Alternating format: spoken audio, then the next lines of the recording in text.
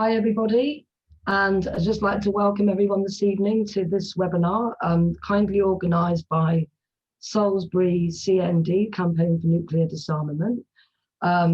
This evening we have three speakers. We have Andy and Phil, who are going to present some of their work from SPRU and Roland Dye. So I'll just give you a bit from Andy and Phil's biographies. Andy Sterling is the Professor of Science and Technology Policy at the Science Policy Research Unit at the University of Sussex. He works on issues of power, uncertainty and diversity in science and technology. He has served on a number of UK and EU governmental advisory committees. And Phil Johnston is a research fellow at the Science Policy Research Unit, University of Sussex. Phil's research is broadly focused on the political and democratic implications of energy transitions and the role of military in innovation and technological development. He has a long-standing interest in nuclear power. And Roland Dye is a nuclear physicist, spent all of his working life working in the industry, and had an epiphany, as I understand it, and when he realised that he was on the wrong side, and since he retired, he's been putting that to rights with great zeal and doing an awful lot of good anti-nuclear and climate campaigning. So welcome, everybody. And I've just returned myself to the screen. So just to say that I live in a very rural area, and so my broadband connection isn't fantastic. As the webinar progresses this evening, if you see me disappear, it's just me turning my video off to make sure that I maintain my audio, because I'm having signal problems. So just to let you know if that happens.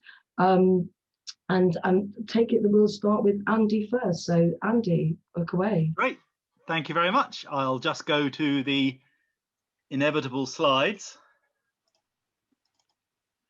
There we are. Everybody should be seeing a slide saying the real reason why the government is pursuing new nuclear power. And thank you so much to everybody involved in giving Phil and I this invitation to talk about our work on these issues. And I have to say, as somebody who's worked all my working life really variously in and around UK energy policy, I've really been taken aback by what Phil and I have come across over the last few years and what the implications are for energy policy, for climate policy, and for British democracy taken together. So it's a real, sort of privilege to be able to share that with this group, and I look forward to the questions. I'll speak for 15 minutes, then Phil will pick up afterwards. We'll begin with some of the background, and then Phil will drill down into some of the details. So the starting point really is to just ask the very simple question: why is the UK government so intensely committed to civil nuclear power?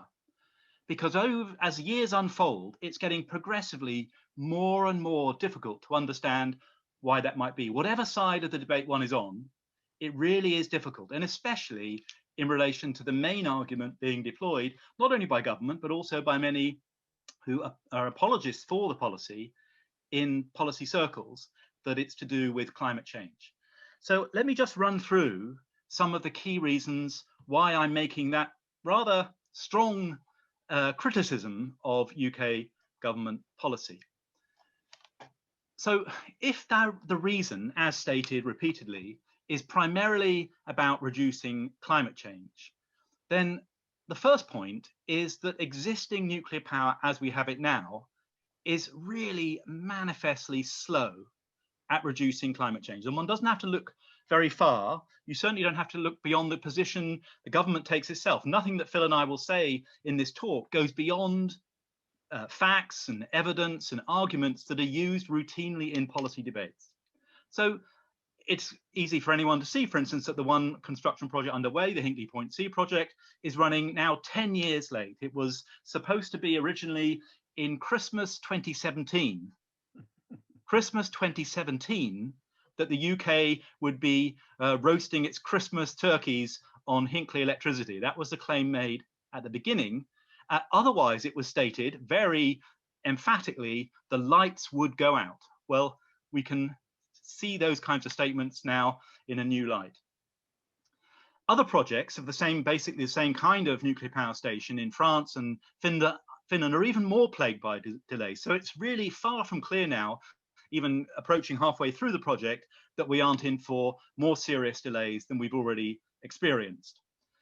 And other proposed UK nuclear power construction projects around the country for existing designs are as yet unstarted entirely. And in fact, really looking increasingly likely they will never get started. Now, if we then turn to the much touted new generations of reactors, small modular reactors, advanced modular reactors, SMRs and AMRs, these are completely unpiloted, untested, undeveloped in the forms that are being promised. So they need entire development programs, then piloting programs, before then construction programs follow. And the record of delay, and again, this is not a partisan point, of the nuclear industry for entire new programs is even longer. The delays are even longer than for individual constructions. And this is important because the UK target is to reduce greenhouse gas emissions by 68% over 1990 levels by 2030, only 9 years away. And actually, by law, to its credit, the government has undertaken that the UK should reach net zero by 2050. So there really is no ambiguity that there simply is no time for an entire new nuclear program. And even UK government data shows that there's really no credible chance of any significant new nuclear wider program to back that up. And at the same time, over the past 10 years, it's again not a contestable point that the UK has installed 10 gigawatts of offshore wind alone. That doesn't count solar, it doesn't count other renewables. And it's equivalent to 10, even accounting for the intermittency of wind, it's equivalent to 10 of the larger of the types of plants that are supposedly promised in the modular reactor program. So, and there's clearly proven capacity and experience within the UK and European renewable industries to rapidly accelerate that. That massive growth of 10 gigawatts is the beginning of a program which typically can ramp up. So basically, nuclear power cannot achieve these goals, these stated goals. Renewables can. Then when we look at costs, how much will it cost to achieve these climate change abatement goals? It's again, the picture is even further compounded because at current prices, the 35-year contracts, which were forced on consumers, that's the wording of the National Audit Office, for the electricity from Hinkley Point C, when it comes online, are more than £102 a megawatt hour in current prices. The current contract prices at the moment, coming down rapidly year on year, but at the moment, still going down, are already at £40. So the cost of wind, it's not just a small debatable difference, it's a massive difference in these contract prices between 40 and 102. And energy efficiency and demand management investment do now and have always proven to save emissions far more cost effectively even than any renewable. And the same picture applies. We often hear arguments about intermittency, interseasonality, and these undoubted challenges of adapting the system. The government itself, so one doesn't need to go beyond the government data, the government itself repeatedly emphasizes in background figures that intermittency, interseasonality don't actually increase the cost significantly to change the picture that I've just presented. So here are government data from BEIS, the Ministry of Energy and Industry, last year. Onshore wind, 56 to 73, large scale solar, 53 to 66 pounds a megawatt hour, offshore wind 69.25. Those numbers, according to the government, include the costs of intermittency. So it's not a separate issue that comes in, as so often the case in these arguments, it's included.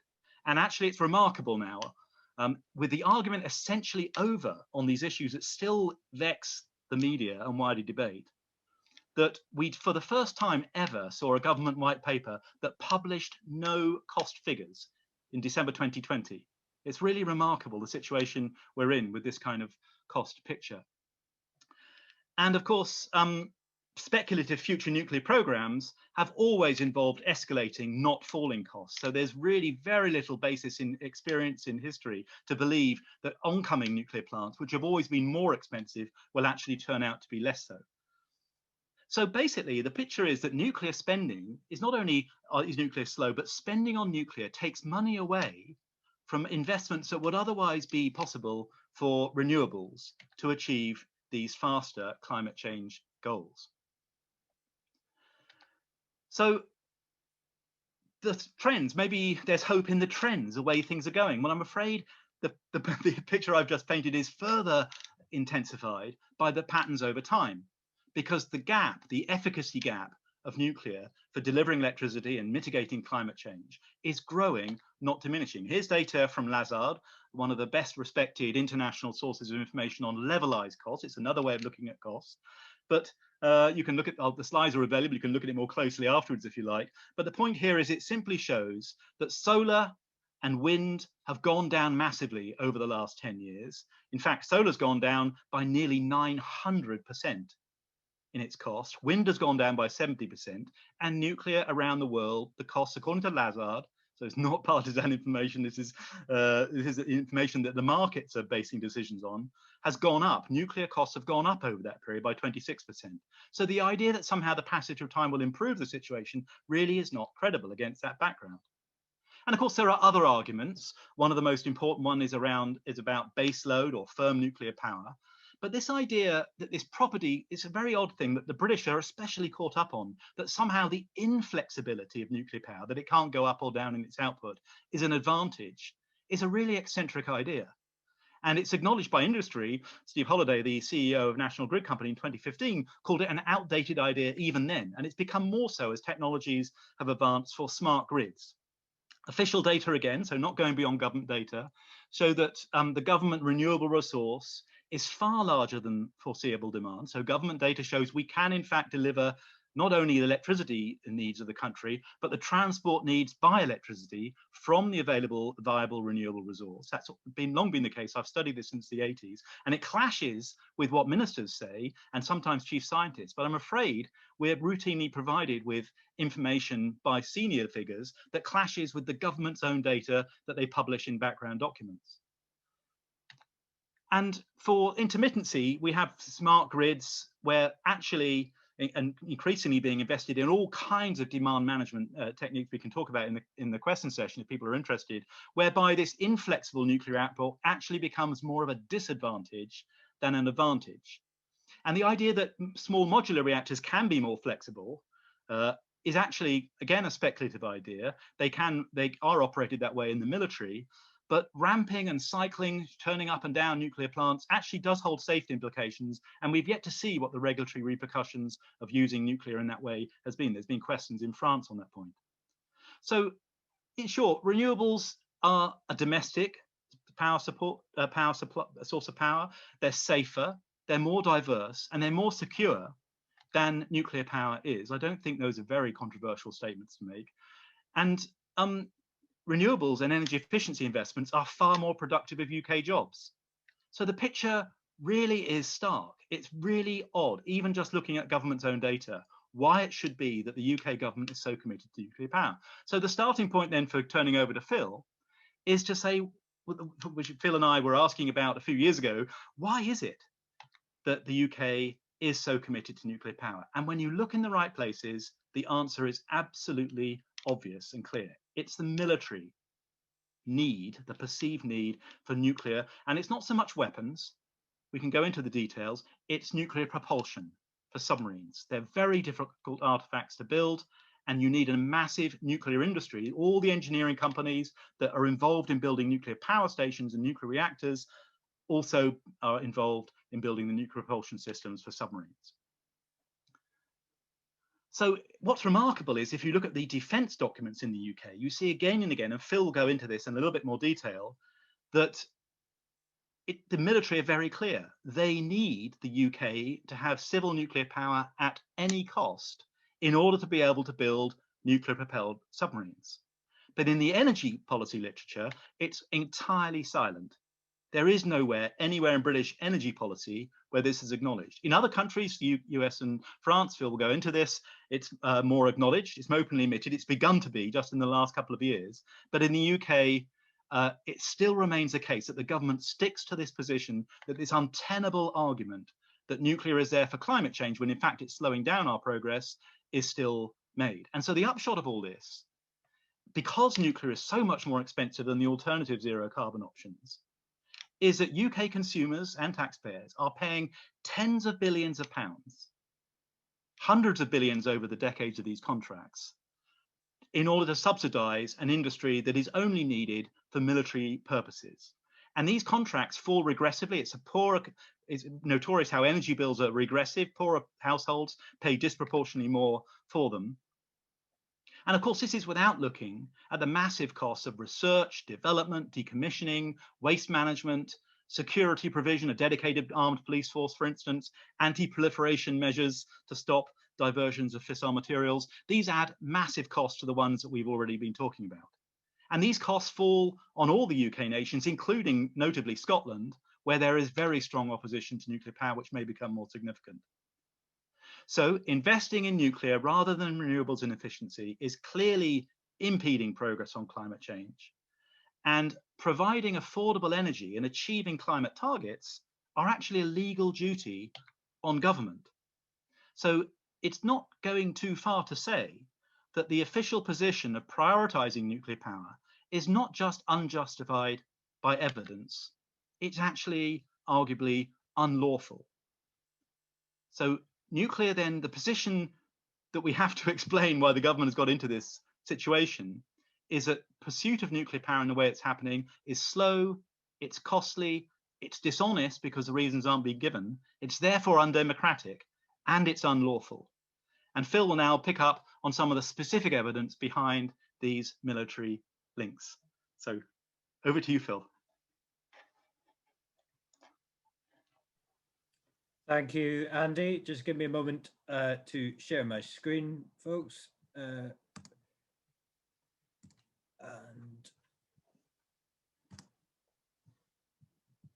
so I hope you can all see that okay. So just picking up from where Andy left off, in terms of these civil military links, one of the first places to look is at the broader international picture. And I can't go into the details of this diagram, but this is a correlation between nuclear ambition and different types of geopolitical status. And the broad things that we can take from this are the following. It is apparent that it's leading global military powers that are the most committed to large-scale nuclear new build. It's the case that there's no global or regional military power that does not hold an active history of very strong pressures for civil nuclear power. And indeed, no country either with or planning nuclear weapons or submarines is currently pursuing either a nuclear moratorium or a phase out. So in terms of this broad correlation, there really does seem to be a relationship, and it becomes more apparent when we look into the specifics.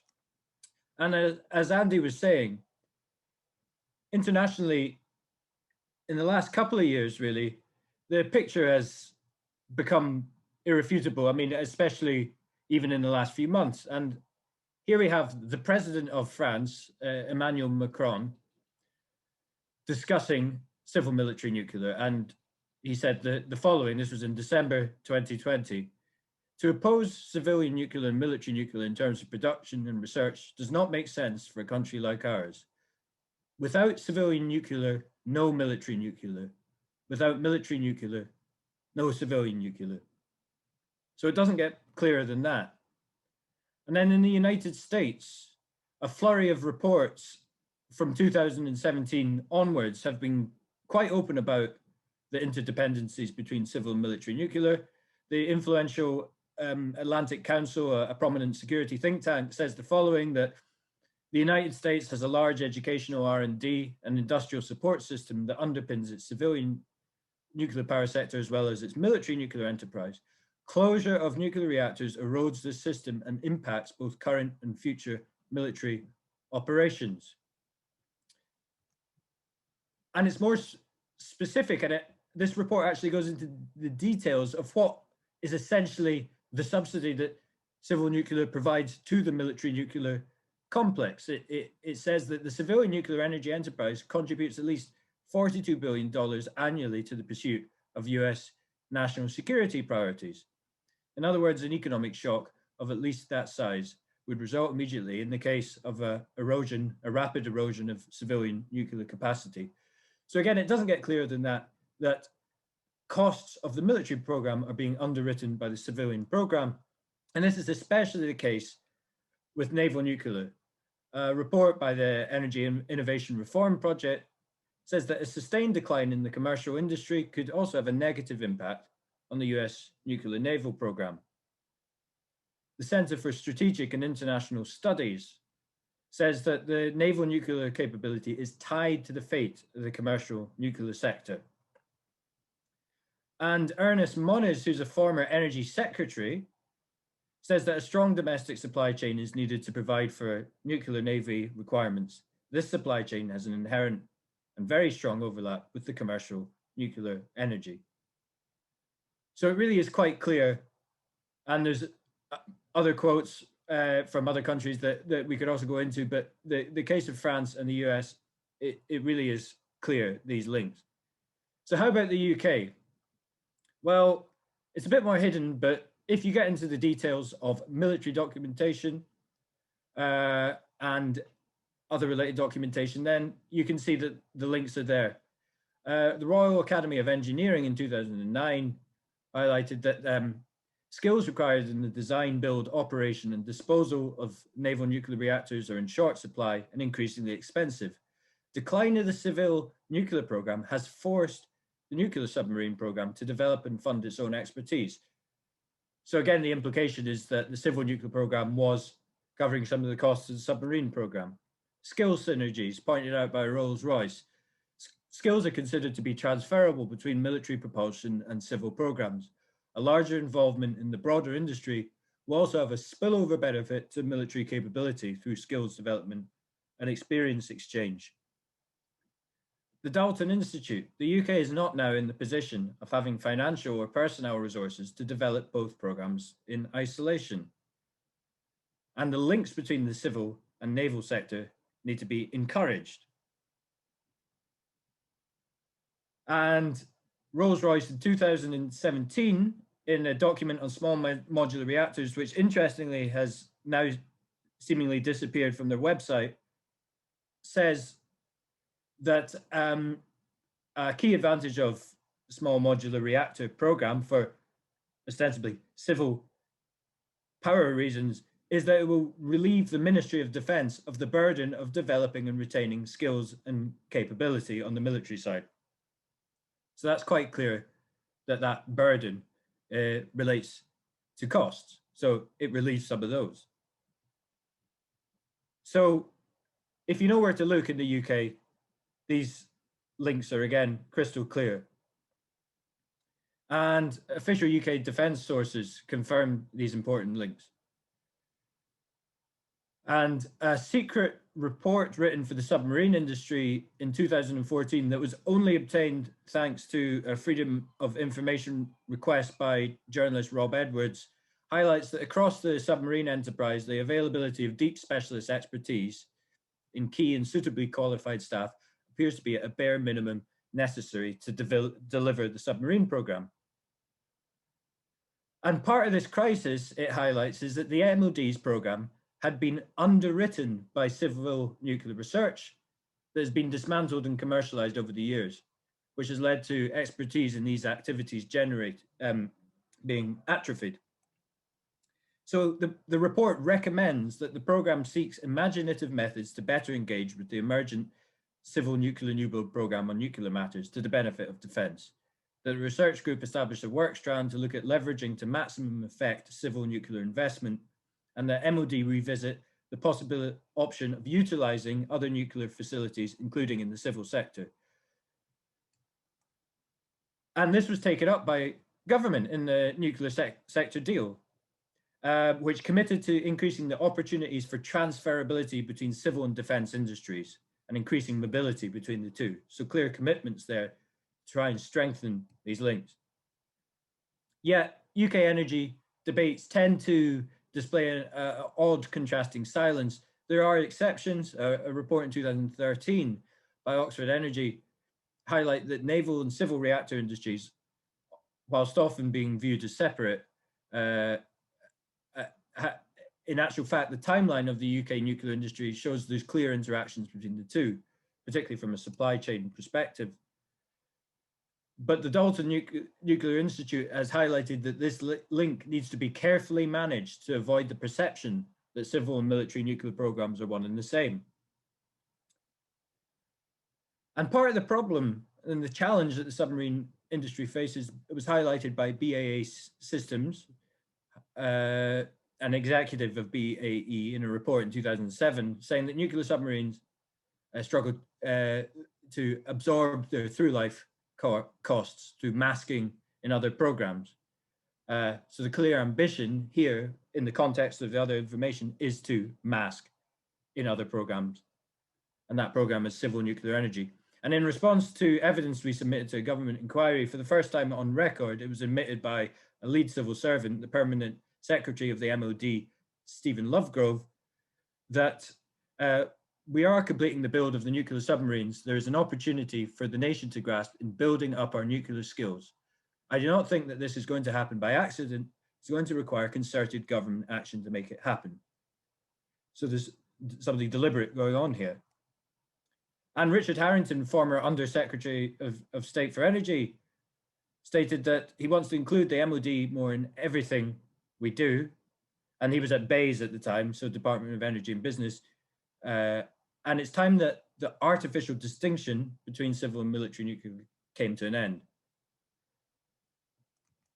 So again, quite clear. And indeed, in recent years, after quite a few years of trying, this issue has been covered in the BBC, in the Daily Telegraph even.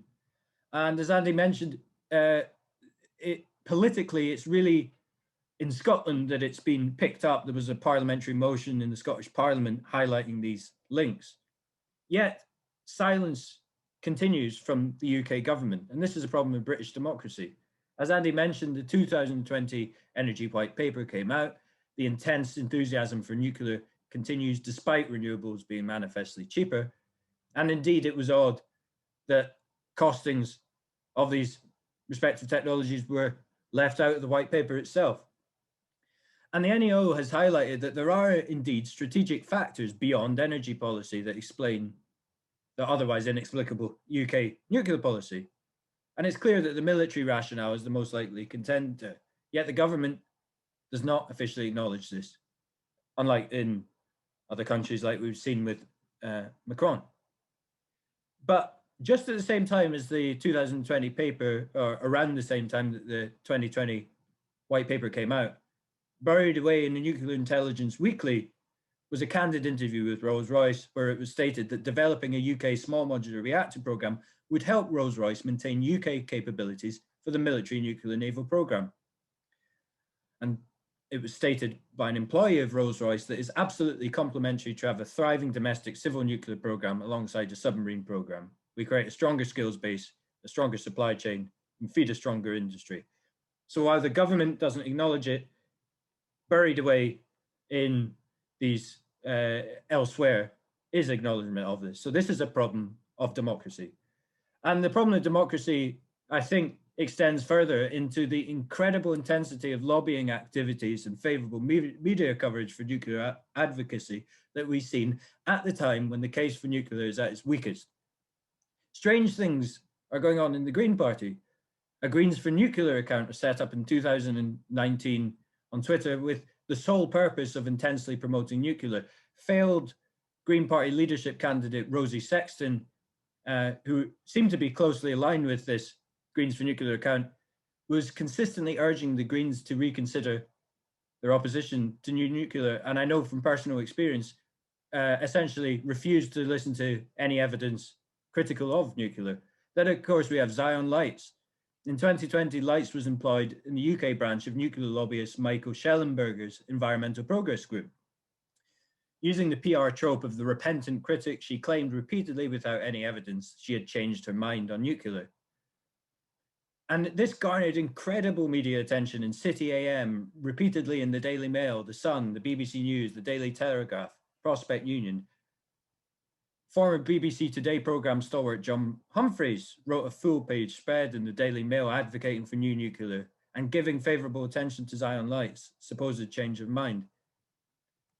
UK pro-nuclear power group set up in 2020, Mothers for Nuclear Energy set up in 2020, Liberal Democrats for Nuclear Power 2020, Friends of Nuclear Energy that has been dormant for some time launched their Twitter campaign the same year. Isn't it amazing that these activities are intensifying to such a degree at the time when the case for nuclear is so weak? Demonstrations by activists like Nuclear for Net Zero at Sizewell. And this mirrors developments in the USA with the reframing of nuclear as progressive, with groups like the Good Energy Collective making the so-called progressive case for nuclear, in fact run by former members of the Breakthrough Institute. Something very strange is going on in the UK at the moment with regards to nuclear, and it is a serious problem with regards to democracy. And to finish, I'm not going to go through this slide, but I'm just going to leave it there and remind you of what we said previously, that what is the issue? Well, the issue is that UK nuclear policy is deeply problematic. It's slow, costly, dishonest, undemocratic, and unlawful for the 12 points we have there. And with that, looking forward to questions and discussion, and I'll leave it there. Thank you.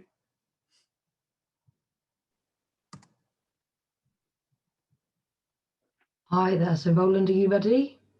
Yep, I'm here. Go for it. Hi, well, thanks very much for having me on here. I'm Dr. Roland Dye. I've got a first-class honours degree in physics, an MSc in radiation biology, and a PhD in nuclear medicine imaging. That doesn't mean that I'm smart, by the way, as you'll hear. But I'm going to talk for about 5 minutes about propaganda. My story is how I went from someone who believed in nuclear power to someone who now actively campaigns against it.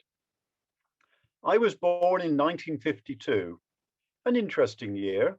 The Queen came to the throne, Britain exploded its first nuclear bomb, and was plotting a coup against the democratically elected government of Iran. I wasn't out of nappies when the government gave the go-ahead for Calder Hall, the first so-called civil nuclear power station in the world. They said it would produce electricity too cheap to meter. Ha! But as the Queen cut the ribbon, no one mentioned its real purpose was making plutonium. And by the 1960s, Britain had enough plutonium for over 100 nuclear bombs. And they flew them around the British Empire like a bully waving a big stick. And Britain must have decided it needed more physicists. So teachers, like at my school, encouraged us to do it at university. I remember how they taught us how one nuclear bomb could wipe out an entire city, how the radiation affects people's bodies, how they die, how long it takes. No one put their hand up to question the morality. I didn't. I was probably a right nerdy swat. But in 1983, I had my epiphany moment. I was sat on my sofa at home after a hard day's work in the nuclear medicine department, where I was working at a local hospital in the Midlands, and I was watching the television news. Greenpeace, don't you just love them, were putting their inflatables in the way of ships dumping barrels of radioactive waste into the sea. And the TV told me that that waste was coming from nuclear medicine departments, just like mine. And I knew that wasn't true. I wrote to complain. I've got the letters here still. They actually said needles, gloves, laboratory coats, glass dishes, and so on. I also wrote to Greenpeace to say, well done. Their offices got raided by MI5. And I ended up being interviewed on Newsnight with Duncan Campbell. What a privilege. But phew. There have been other epiphany moments. The undisclosed discharges from the Sellafield pipeline. The Windscale fire in 1957. What was it that caught fire? Testing the flasks, as they're called, used on the nuclear waste trains. The nuclear warhead convoys going up and down the country every other month. One came through the middle of Bristol, where I live, last autumn. Why? And in my day, don't get me started about novel nuclear power sources. In my day, it was fast breeder reactors. And now it's costing us an eye-watering amount to clean up the mess left at Dounreay. And the list goes on. I now know that those barrels being dumped off those ships were coming from Britain's nuclear bomb factory. And now they can't dump them into the sea. They've been piling them up somewhere on site for almost 4 decades. And that's just one reason that they're in special measures on health and safety. I happen to be familiar with Aldermaston and Burfield, the 2 parts of the nuclear bomb factory. I've been the driver for plucky anti-nuclear campaigners who have locked themselves across the gates. Yes, a handful of amateurs can close down Britain's nuclear bomb factory for a whole day, and they've done it several times. Have you seen that on the mainstream news? No, of course not. And let's just think about that for a moment. Britain's nuclear bomb factory is in special measures from the Health and Safety Executive. You can see Burfield from the M4 as you drive past Reading. They're making nuclear warheads 8 times the destructive power of Hiroshima or Nagasaki, and they're being hauled up on health and safety. It is a nuclear bomb factory. What could possibly go wrong? So it's taken a long time to dismantle the conditioning and propaganda I was exposed to in my youth, almost a lifetime.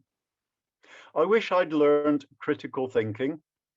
I wish I'd heard about Chomsky and the propaganda model of the media, and how industries like nuclear spend a big slice of their budget on public relations. So a big thanks to you, Nikki Clark. While working together on the campaign against Hinkley Nuclear Power Station, you've done so much to open my eyes to how the propaganda from the nuclear industry really works. Not many people died at Chernobyl. Fukushima, perfectly safe for people to move back to their homes. Nuclear power, oh, how many times have I heard it called green energy, or low carbon, or even, slip of the tongue, zero carbon. But if they don't know how to keep the waste safe for eternity, how can they calculate the carbon footprint? Of course they can't. And we're all indebted to Andy and Phil, who have revealed why our government is bunging billions of our money into the new generation of nuclear power stations at Hinkley Point C in Somerset and, God forbid, around the country. So I'll finish by talking about Trident. Just one Trident submarine has enough firepower to kill something like 45 million people. That's off the scale of wrongness. And the government wants to spend over £100 billion of our money upgrading it. At a time like this, when money would be so much better spent on reversing the austerity cuts, feeding our hungry children, funding the NHS, or fighting climate change. And that's total madness. So let's hope that gatherings like these can help spread the word on how we can stop it. Thank you very much. Okay, thank you very much, Roland. So, hi everyone. I have a little presentation myself, just a very short, trying to cram 10 years of what's gone on into 10 minutes is a big challenge. So I have to say well done, you guys, for delivering all that great information. So I'm just going to tell you all a little bit about what's going on with Hinkley and who I am, and then we're just going to have a little 5-minute comfort break so everyone can boil the kettle quickly and grab a cup of tea, and then we'll get stuck into the fantastic questions that are coming in. So you have to bear with me a little bit while I flip between, just find the slides that I want. A moment, and put that into slideshow mode, and then bear with me while I talk myself through. I'm getting old, I forget what I'm doing if I don't say what I'm doing while I'm doing it. Isn't that terrible? Okay, and then I think if I click share screen, that screen, there we go. Now, I'm just realizing that if I share my screen for a long time, I can't look at my notes, which is great, isn't it? The joys of getting used to doing webinars. So I've just put this slide up for a moment, and I'll pause sharing in a second. But this slide really addresses what Roland was just talking about the propaganda and the nuclear industry. You know, we do have like a bit of a David and Goliath situation in terms of funding and resources, let's say, when you look at the fact that this industry can wield academia, politicians, the media, corporations, and people like myself, who I'm just an ordinary mum who lives in a really rural place that's very concerned about a technology that's deployed in my community. So that just gives you a thing of the challenges that we face. So just look for my notes a moment. So Phil and Andy have just done a great job of outlining some of the history of what's gone on with policy in the last 10 years. And it's been a really interesting time. I first met Phil, I think at a Hinckley meeting some years ago at the beginning of all of this. And it's been interesting to see it unfold. So the Generation 3 designs that they want to build at Hinckley is called a European pressurized reactor. First construction, as has been said, began in Finland, Olkiluoto. Then it was Flamanville, France, then Taishan in China. And then finally plans for Hinckley, Sizewell, and some EPRs in India also. It's not the first time that we've fought off nuclear power plants in Somerset, and we had a fight here 20 years ago against a planned Hinkley Point C. UK policy began turning in the early noughties, and the policy direction was then set nuclear on a collision course with renewables, and that was in full swing by 2006. By around 2000, 2008, 2009, Hinkley Point C had to become once again the staple of the Stop Hinckley campaign, which for the last 20 years had managed to dedicate itself to fighting off the existing reactors. In 2010-11, preliminary permission was granted to EDF. And so we foresee that in action then the first distortion of nuclear policy, because the planning system was changed just so that it could consent the project. So we had this weird situation where what is normally a whole planning process for a project, which is all together, that was salami sliced, so that the argument went, climate change is so important, we need to start building this thing before we've even got permission. It's that important. So they got permission to build the foundations of the station as a standalone project, as if there was never going to be anything else on top of it. However, we got to see very quickly, as we knew, or as I felt I knew, that EDF had no commitment to climate change, because after getting that consent, they spent several years dilly-dallying and not bothering to begin building, because they wanted to make sure that they had secured all the funding that they wanted. So as pressing as the issue was, they weren't going to put their money where their mouth was. And as Vincent de Rivas from EDF promised us, we'd be cooking our dinner, Christmas dinner, with electricity from Hinkley Point C by 2017. Now, construction doesn't formally start on a nuclear project, until they pour the first concrete. So that actually happened in 2016. In 2012, just to hop back slightly, there was a report produced by Unlock Democracy and the Association of Energy Conservation, and it was called A Corruption in Governance. And this outlined how the modelling from Redpoint had been fudged in order to give the answer that was wanted, because we had 2 policy reviews of energy, which left the back door open deliberately for nuclear. So again, that's another example of the distortion of this military technology on our energy policy. Hinkley Point C now has just announced another £500 million onto the budget, so we're now looking at 23 billion. The latest excuse for the latest tranche of delays is the lockdown, but I mean, these are the most delayed types of technology ever built. And if anyone who's concerned about climate change has any doubts, 10 years ago, and I mean 10 years ago, we were standing here making these same arguments about how important it was about climate change, except then there was at least a government policy and a plan to insulate all the homes and housing stock in the UK. That was all rolled back.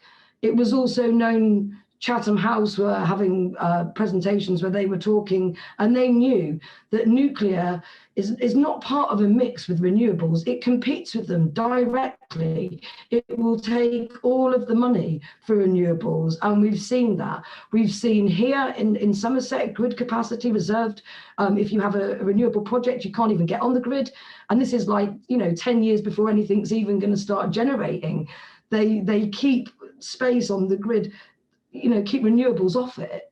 And now we're also having an attack on renewables on community energy projects, which some of the people in Salisbury CND can tell you more about. Now, in order to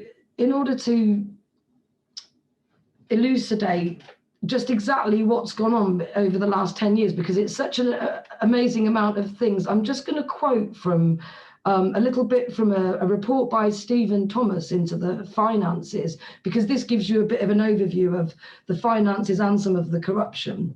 So in 2013, when the Hinkley Point C deal was outlined, it seemed very attractive to EDF. EDF still believed that the problems with the EPR design could be overcome. It had negotiated a 35-year fixed price deal based on a construction cost that was more than double that expected for the single EPRs being built at Okoloto and Flamanville. The crucial barrier of obtaining finance appeared to have been solved by the UK's government offer to guarantee all the credit needed to build the plant. This meant that borrowing would be possible at very low interest rates, reflecting the credit rating of the British government. So there's another example of this distortion. Why should this private company get the benefit of the UK government's credit rating and government guarantees? Because we were all promised at the outset that there would be no public money going into these projects. We were promised that it would all be done with private money. 2 years on, when the deal was further negotiated, the picture had changed dramatically, and not for the better. The only positive development for the nuclear industry was that the project had survived the European Commission state aid investigation. Another example of the distortion that Phil and Andy discuss. And what happened in the European Commission was that they moved heaven and earth. They moved people, actually, is what they did, which is what they always do. They got rid of people who were in charge of that part of the commission and put their people in charge to make sure that Hinkley would survive the state aid investigation. And it's interesting to see that now we've had Brexit, and now that we've left Europe, that influence of British military policy on Europe is lifting. And I know that supporters of nuclear energy called it a bizarre decision in Europe, for Europe to be deciding that they don't want to build any new nukes in Poland, and maybe they'll do some other things there. So the cost and time schedules for Hinkley Point C were increasing, and investment partners that would have left EDF's shares had not emerged, leaving EDF with 2/3 of the project. So the cost and delays at Okoloto, Flamanville and Taishan had escalated, and even the optimists within EDF about the EPR must have had increased doubts about the viability of the design. Now, this is what Steve wrote when he wrote his report. I can confirm that the EDF did have concerns about the viability of the project, and in fact they suppressed them in order to carry on, and that was revealed recently by a public court of audit in France, and there was an article in the Times. I have a link here, and when I'm not speaking I'll pop it into the chat box. So Arriva's safety culture was clearly weak and its credibility was at rock bottom following the discovery of long-term quality control failings. And this again is another example of distortion on policy and on practice, because this was Le Creusot in France. Le Creusot in France manufacture nuclear safety critical components and other things. And it turns out that it's not only the EPR reactor pressure vessels that they cast and then fudged the documents on in order to install it in Flamanville, but they've been doing that for 20 or 30 years, it turns out. So these quality control problems went on, and in fact some of that stuff is still playing out. And so this led to EDF. They didn't have enough money to deal with the maintenance they needed to do in their own fleet. Then they had this kind of PR and safety issue around the Creusot parts that have been installed. We're talking nuclear safety critical components that have been wrongly manufactured, and then the reports, safety reports, fudged. So then they have the issue of trying to replace, if they can, some of these components. So actually what EDF did is EDF owned the national grid, the electricity infrastructure in France, and that nest egg was actually there to pay for the decommissioning of the French nuclear reactors. But what they did is EDF had a fire sale to get rid of non-core assets, and amongst that was their grid. So quite how EDF are planning to put any money by for any of their responsibilities for the back end of the waste in France is at this point unknown. And so things that are going on at Hinkley, we've had an ongoing campaign about the mud dumping, because they're dredging mud from the estuary around the reactors. We believe, and with good reason, that this will have contaminants from years and years of isotopes pouring out into the estuary. There's an ongoing campaign. There's already been mud dumped, and there's still an ongoing campaign to stop further dumping. You can check the Stop Hinkley website for that. And then the most latest thing is that EDF had to agree to putting acoustic speakers, for want of a better word, fish deterrents, because they want to directly cool these nuclear reactors with water from the Severn estuary, which will also raise the temperature of the water going back into the Severn estuary, which will also have an effect on the fish. But this water cooling system will take tons and tons of water and fish per second. And so the hope with the acoustic deterrent was to keep some of the fish away and stop them from being sacrificed. However, EDF have decided that that's too expensive for them, and now that they'd like not to do that, and they've just done some new environmental impact assessments to try and prove that that's not needed. So that's another little fight that's going on. And I just heard today in the news that even the nuclear workers aren't that happy, because they're being fleeced, and EDF were occupied by lots of their workers today over some of the scandals over the recruitment of electricians at Hinkley. So you can all look that up in your news as well. Oh, and the other thing that happened, let me go back to my slides a moment. Here we go, new share. There we go. And I don't know if you can all see that, hopefully you can, but this is the concrete silos at Hinkley in a state of collapse. So the builders can't even build the infrastructure they need to build the plant without having some health and safety disasters. So there we go. Now let me just bring myself back to the webinar, stop the share. There we go. So that was just my little update on trying to cram 10 years of Hinkley, and that's not even discussing the protests that we've done, which is there behind me.